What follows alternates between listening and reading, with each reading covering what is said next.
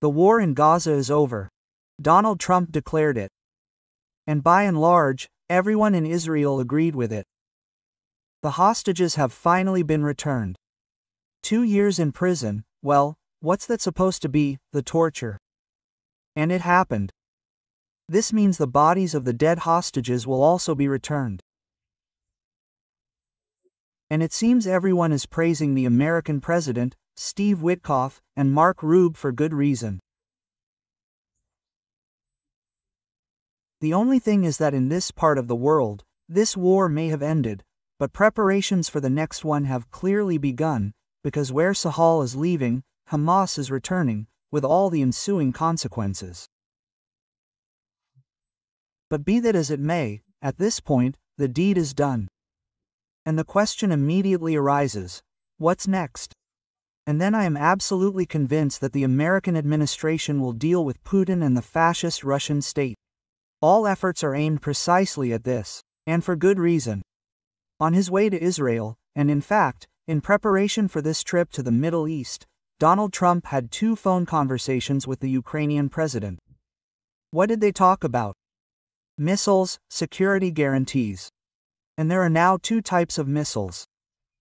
Missiles for Patriots and missiles, attention, which will fly to the Russian Federation, unless, of course, Vladimir Putin slows down. And I expect talks between Trump and Putin soon. There are too many preconditions for this, because right now everything looks roughly like this. The Americans are ready to escalate. And the last conversation with Putin and the subsequent 2 scenarios. Or Tomahawks are flying to Russia, and not only them, but also JSOM missiles. These are air-to-air missiles, capable of traveling to the surface, up to 800 kilometers. And, of course, ACOMs. And you know what I sense? A slight change in the swamps. Well, only a few are barking at Trump. It seems only Dmitry Medvedev allows himself to do so. Nobody pays attention to him because he's a nobody. He hasn't addressed key issues in a long time, and some say he never addressed them. So, pay attention, why have Russians become somehow different? Russian propaganda has started introducing new notes that concern, you know what? Well, everyone is bad except Trump. Ukraine is bad, Europe is bad. They wonder why everyone hates them. By the way, let's answer the question of why everyone hates Russians.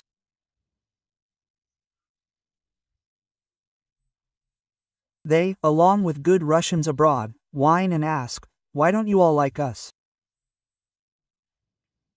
Good question. Write your opinion in the comments and subscribe to my YouTube channel. This topic is stirring up people from Vladimir K's inner circle, well, I mean Vladimir Putin's. And Dmitry Medvedev's scribblings are of no importance here. Well, the Kyiv regime is one thing, but what about Europe's rabid politics? Can the American side somehow influence that? The Americans can certainly influence things. They do, but there's such a level of hatred there. I'd say it's a concentrated hatred of Europeans toward Russia. It's interesting how it works. They're promising to transfer the missiles. Donald Trump. He said this on Air Force One, and he said the Ukrainians are holding up well. If Putin doesn't negotiate, then these missiles will be transferred. I'll repeat again that in the public domain right now, only Tomahawks are being used, not in the public domain. Accordingly, JSOM and ATACMs, including this mug you see on your screens now, Yuri Yushakov, he's in constant contact with Steve Witkoff. And you know, their demands are being lowered a little, the appetites of the Russian enablers are being curtailed.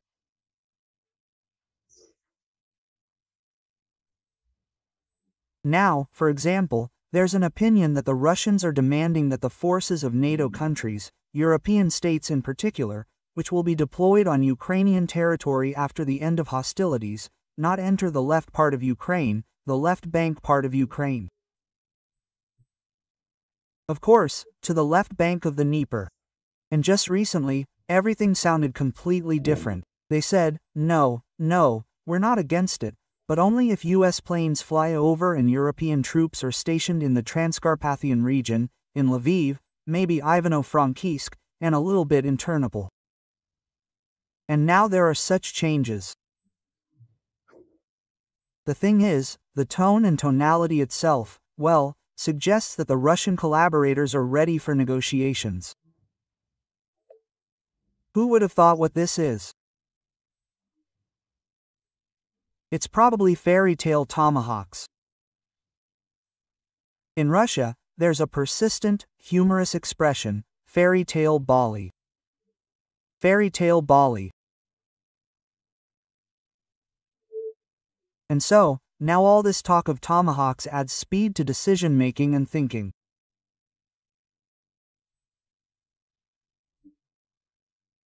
But look, this guy, and he's for peace. It's hard to drill through the whole thing, even with an American drill. How do you explain this truly insane hatred that has flared up with such force over the last 4 years? To wipe out 20 years of perfectly normal interaction, well, somehow that outweighs 20 years by 4 years. What happened to them all of a sudden? It's as if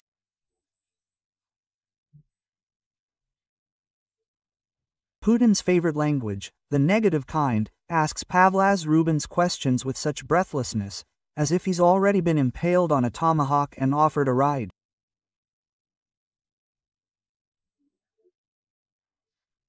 Really, what's happened in the last 4 years? And Russia started a war, and they pretend they don't understand why. By the way, what about why? What do you think? Did you see what happened in Feodosia the day before? But it's a very large place. We have an employee living right across the fence from Metabos. I think there were 2 of them there. Well, he doesn't live there anymore because there's a lot of fire there, but you have to admit, it's epic. And the tomahawks haven't even been deployed yet, and now we're seeing this. So, they promised to destroy European civilization and now they're surprised why they're disliked. What's next for our fairy tale scum? This active work is happening, both within the political establishment, and most importantly, it's making its presence felt among the people, among the public. There have been so many accusations, including unfounded ones, against Russia that some have begun to believe it, while others don't, but they're afraid of the overall situation, because the overall situation is extremely unfavorable for Russia.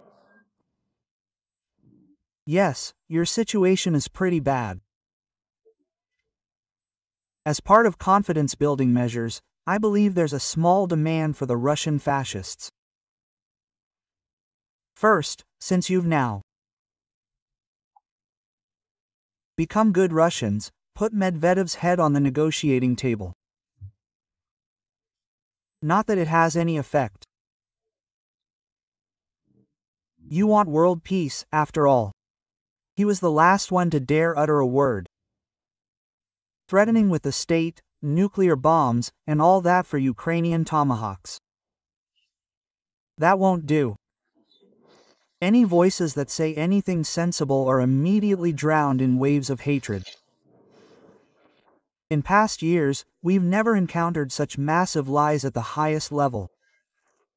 They're lying to the nines. I myself am amazed, firstly, at the extent of the lies, the sheer volume of lies.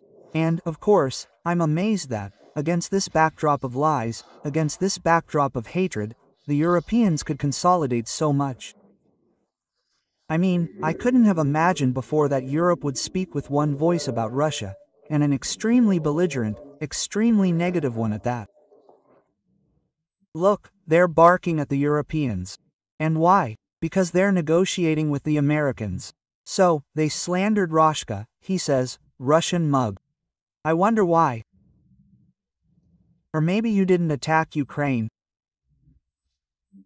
Maybe you didn't unleash a war in the center of Europe, the bloodiest since the end of World War II. But most importantly, even the person who is responsible for foreign policy in the Putin administration, this Yushakov, he says that Europe has consolidated. And who did all this? And it seems that they are starting to doubt their half-wit.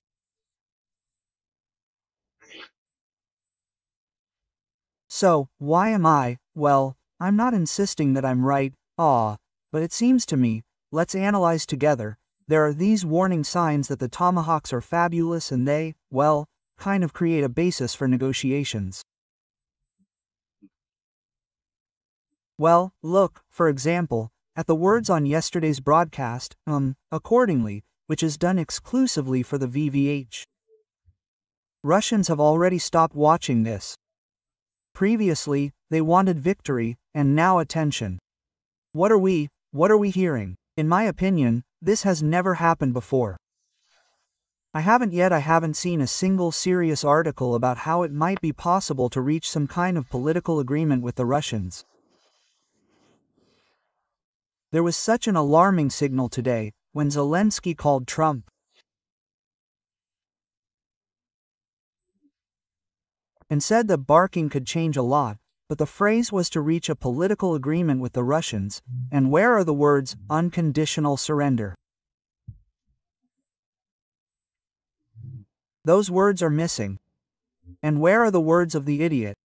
About how he'll just raise an eyebrow with the Supreme Commander-in-Chief and everything will immediately change. That's also missing. Or am I missing something? Well, they're somehow, so soft, so timid. Here, a signal was simply given to warm up this topic, that an agreement with the Kremlin is possible. The key here is the tone. Why? Because, despite the high intensity of passions, at the right moment we will be able to find common ground at the leadership level, sit down and discuss everything. And where there are tragic pages of our shared history, the plane crash, we will not hide anything.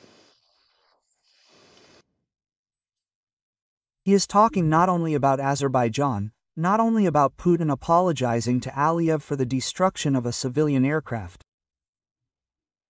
What are you talking about? We can come to an agreement. And where are these Yankees, Banderites, and others? Bad people. And where are the phrases from the same idiot, when he addressed Azerbaijan that, if anything, we will conduct a separate military operation there too? But this phrase, we can come to an agreement, it applies to everything, not just Azerbaijan, I emphasize. And this is Vladimir Vladimirovich's style, not to succumb to the excessive emotionality of the surrounding world and attempts to influence the mood. After all, we see what's happening. Merkel says, I wanted to come to an agreement, but the Poles and the Baltics thwarted it, and then hysteria ensues. That's what she allowed herself to do. How is this possible? Stoltenberg is now writing. He repeats almost word for word what Merkel said. And it's clear that he is the other guy saying, Putin is reasonable, calm, and thorough. Not only that, he repeats that all the Russians with whom he spoke, he names names, they always fulfilled their obligations. Of course, the former NATO Secretary General didn't say this, and Merkel, yes, appeared in public. And so, what happens is she said that Putin attacked because the Baltic countries and, accordingly, Poland were against the agreement. Well, I don't know, but, in my opinion, it wasn't these countries that gave the orders to the Russian army to invade. The tone is different. We are ready to take on a number of obligations and fulfill them. Well, wait, what about the eyebrow? What about burning the cardboard Reichstag again? This is diametrically opposed to the point of view that they are now trying to say that it is impossible to talk to us. We absolutely do not see how this constant attempt at manipulation is being tried. Well, you hear, we are ready to negotiate. That's it.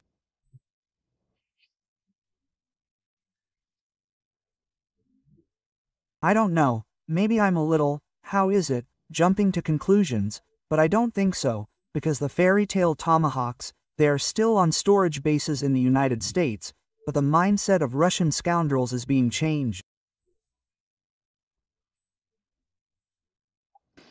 And yet, we're very calm about what's happening. Why? Because we know our strength. Lol. And Medvedev knows what kind of strength it is. It's flying deeper and deeper into Russian territory. Moscow is still safe, but that's for now. So, for example, suddenly there were these rumors, stop it, the spirit of Anchorage, that's it. And it's no coincidence. First, presidential aide Yushakov says, nothing of the sort. Wait a second. And Sergei Rebkov, who said that the spirit of Anchorage was already gone, was fired in disgrace from the Russian Foreign Ministry. Quote, no, they just shut him up unexpectedly. And the idiot says, we are ready to negotiate with the Americans. But Trump told his granddaughter that he wants peace in Ukraine. I just can't understand it. It's so simple. For peace to come to Ukraine, all you need to do is open our letter from December 2021 and calmly implement everything point by point. And why don't you articulate out loud what was in that letter? Let me remind you that the same Sergei Rebkov, whom I already recalled today back then, said, NATO, pack your bags and get out, get back to the 1997 line. That is, how do you exclude from NATO those states that expanded, that joined the alliance after this year? And, in my opinion, even the Hungarians don't want to leave NATO for some strange reasons, but when Trump promised his granddaughters, that's already serious. Yes. Well, Vladimir Dovich, I really said there, Zelensky didn't ask for patriots, but tomahawks. Tomahawks, yes. Tomahawks, yes. To bury him, yes. I also asked for the patriot. The tomahawks are special, but yes, but tomahawks are separate. Of course, tomahawks are separate, because we already have patriots and the systems and missiles for them in service. And the question is exclusively about increasing the number of these systems. That's the point. And tomahawks are, of course, still a new story, but hear how they, well, practically talk about it, well, with such a premise, as if it were a fait accompli.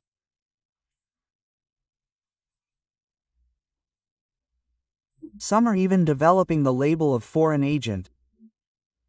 This is a matter of national prestige for the United States. So, are they third party or purely internal? No, I speak from the bottom of my heart. I have always sympathized with Donald Trump.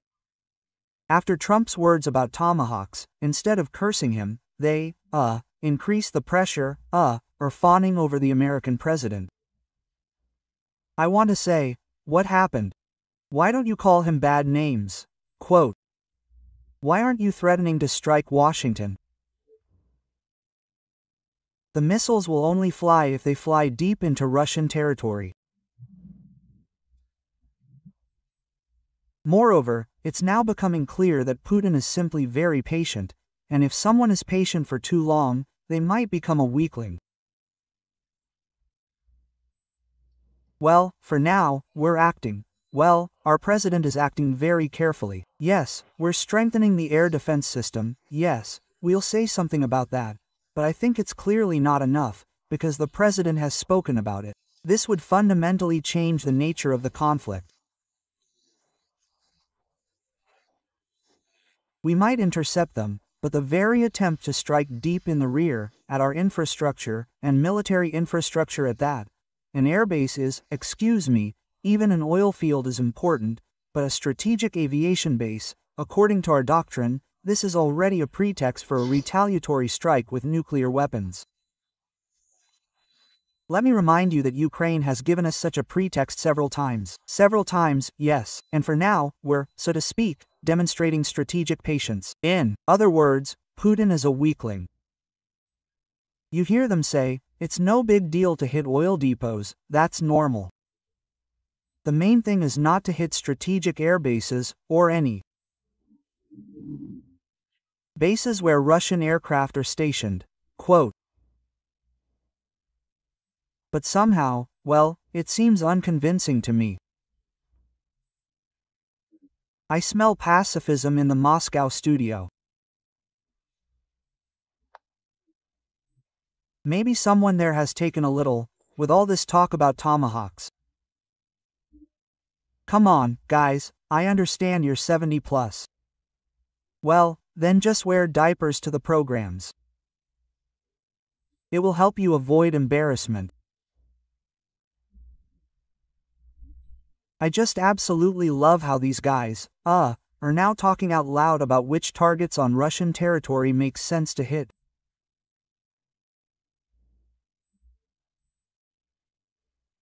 And maybe it's precisely on this basis that these, well, the first peacekeeping statements are emerging. I'm forced to return to tomahawks again. This topic is not going away. Zelensky is talking to Trump, convincing him that tomahawks will ultimately become the miracle weapon that will change the course of the war. Well, why shouldn't they? If Russian tactical aircraft stop flying, what will that lead to? A change in the situation on the battlefield. By the way, tomahawks have already attacked Russian air defense systems. This happened in Syria, and they were Russian-made. And what happened then? The Russians would have simply swallowed it, well, pretended there weren't any Russian-made air defense systems there.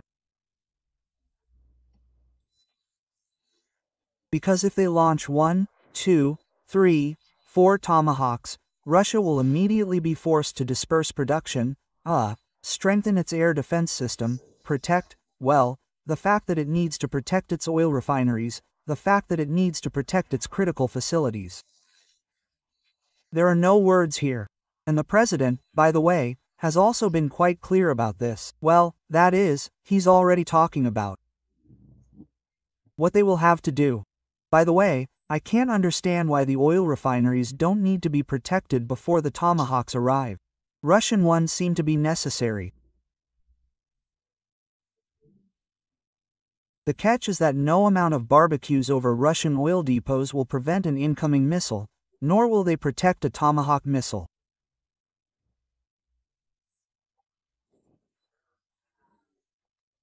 But even so, naturally, the offensive will slow, and then, eventually, it will run out of steam. And that's not the case now. But then again, there's no triumphant tone from the old men in diapers. Trump, of course, is pretending not to understand where the Ukrainians will launch their missiles. He probably needs to be asked questions, and he probably is. Dmitry Anatolievich said to Jenna on this topic, well, where? Paris, London. Quote, well, yeah. Right, Paris, London, yeah. Where? Well, they're acting like idiots. That is, they're holding back. This is how the chatterbox wants to somehow diffuse the situation in the studio, because the old men are a bit too tense. Ukraine is launching their missiles. But that same well-known Institute for the Study of War immediately puts out, so to speak, a whole series of slides, where, in pictures, it explains that when delivering a Tomahawk with a range, this is the 4th, 5th variation, with a range of 2,500, that's 1.95 critical facilities, including 76 air bases. If the 1,600 option is available, then that's 1.65 facilities, the same 76 bases. Not bad. Which means that any Tomahawk is suitable for us, not the most advanced ones. 76 air bases. Well, yes. And I sense some kind of pacifism sprouting up. They don't laugh at tomahawks at all. And the Institute for the Study of War did a good job. By the way, well, as far as I know, the commander of the armed forces signed off on these proposals from the Institute for the Study of War and sent them to the Pentagon to Donald Trump with a simple message. Yes, yes, yes, these are the bases we're eliminating first and foremost. For the sake of world peace, so that Donald Trump's promise, his granddaughters, to end the war is fulfilled. And then there are the specific locations mentioned, for example, 2 strategic aviation bases in Ingalls and Oleni in the Murmansk region, from which our Tuvans operate too. Launch strikes on Ukrainian infrastructure. Look, Grandpa may be a general, but he clearly stated that Oleni and, consequently, Ingalls are okay, but planes are launched from there to bomb us. So, this base won't hide behind this status, that it's home to the Russian nuclear triad, and the triad, well, is an aviation component. No, no, no, not bomb. And you'll be bombed. Targets like the Sevmash production facilities, the Northern Fleet base in Severodvinsk, and the drone production plant in Yelabuga. So, everything is explained in detail. This bastard describes it in such detail that Russians might begin to doubt the greatness of a fascist federation. He says it in the right tone. He says it as if they can't change anything. And indeed, Putin can't change anything. Well, I mean, in the purpose, the goals, and the flight missions of the Ukrainian Tomahawks. I still, personally, am convinced that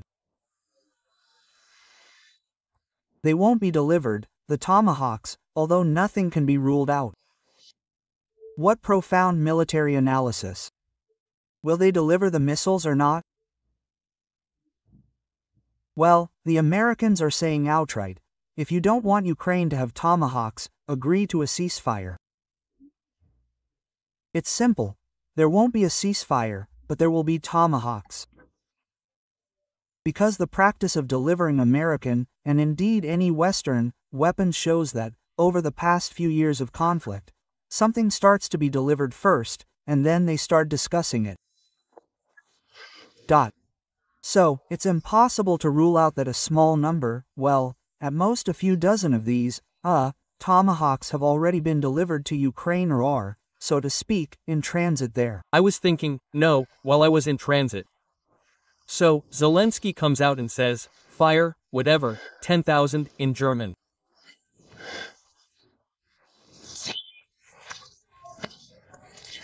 So, yes, Zelensky comes out and tells Trump this. I can clearly see it, yes.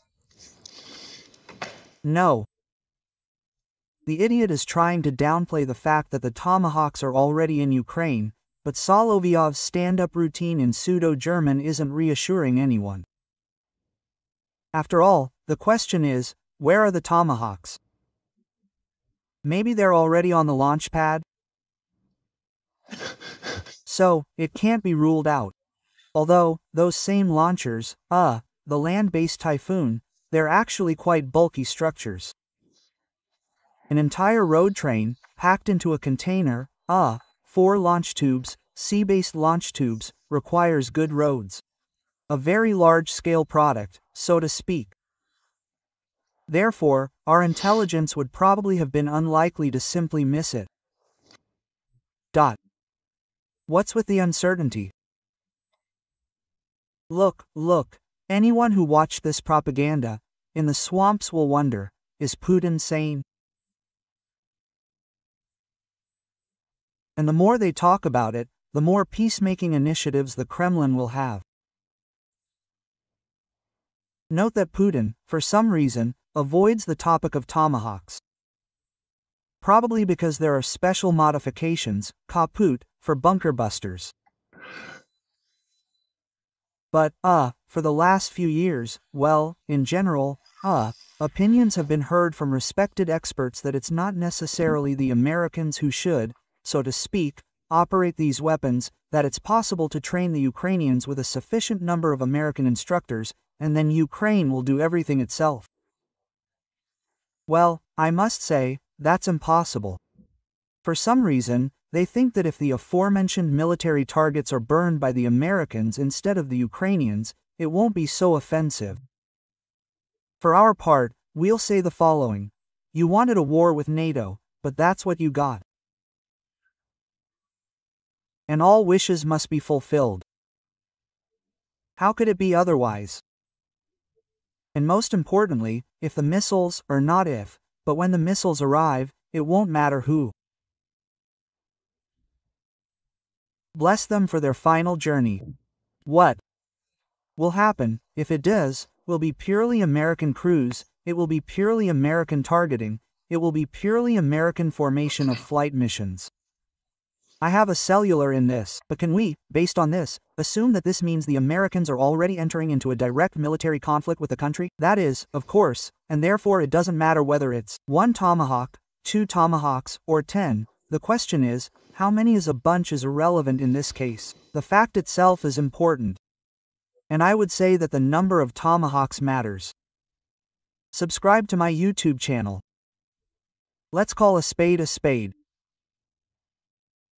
In some ways, this week could be very interesting in terms of negotiations. Well, we'll see. I think, to speed up the negotiation process, we need to launch at least the first 10 missiles. Then there will be peace, and there will be pacifism in the swamps, and they will say, and why us? We only wanted to kill. Quote. We didn't imagine that a similar action would take place on Russian territory. Subscriptions, likes. Patreon. Ukraine was, is, and will be. Until then. Until the meeting between the Russians and the Ukrainian tomahawk. Yeah.